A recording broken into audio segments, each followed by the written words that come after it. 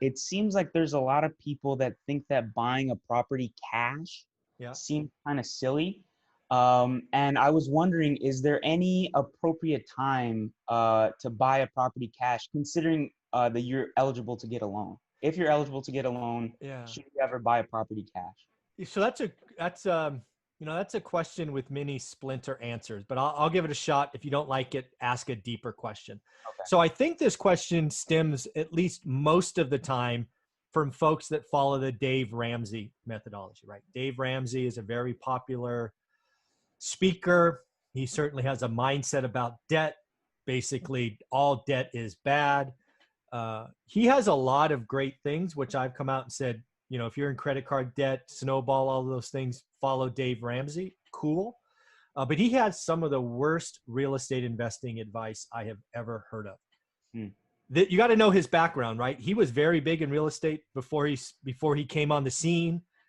He unfortunately took very short-term debt, 90 days, 6 months, and that ate him alive when the market turned. And he has never forgotten that. And probably rightly so. And frankly, why should he change? He is making money hand over fist, being the guy that talks about total money makeover, right? If you have something that works, talk about it. I think of Dave Ramsey much like I think about Meet Kevin, right? Meet Kevin came out as a real estate guy. Then he got on this stimulus talk, and then he puts out 3 or 4 stimulus videos a day, and his channel goes from X to Y, and he's making $1 million a month or whatever it is. It's when you find something that works, go for it. So that's where I think this comes from. But let's answer the question, because I have bought properties cash. I can qualify for a loan. The answer is yes, there are times you pay cash. And the answer is when cash buys you something, because the deal with lending is you can always go get the loan later, right? Let's talk about a couple for examples. Let's say you ran into a situation where there was a house that had to close in 2 weeks or less. And in today's environment, you couldn't get a loan in 2 weeks or less because of inspections, appraisals, paperwork, all of the stuff. It just wouldn't happen.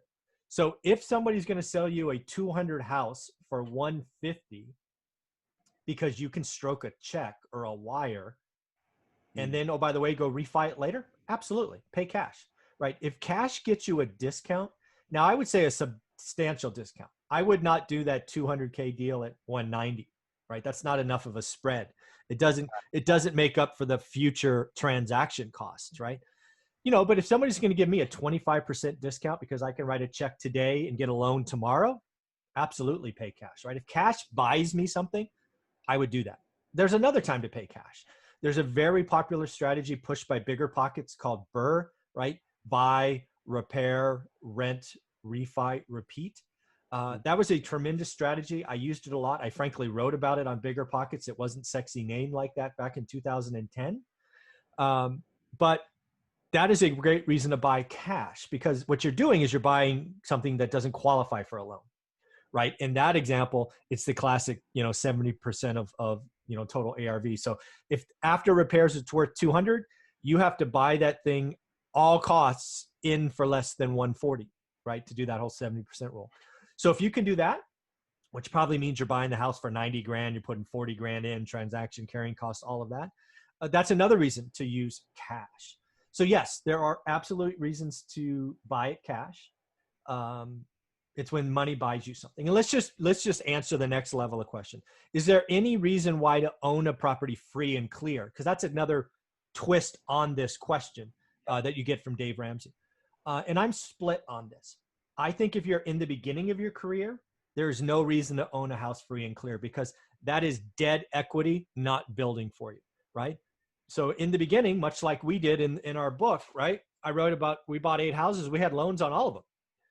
But as we get to the end of the party, we looked at our portfolio, we laddered up debt on some, and we paid off others. I think there's tremendous flexibility, comfort, freedom, owning some stuff free and clear.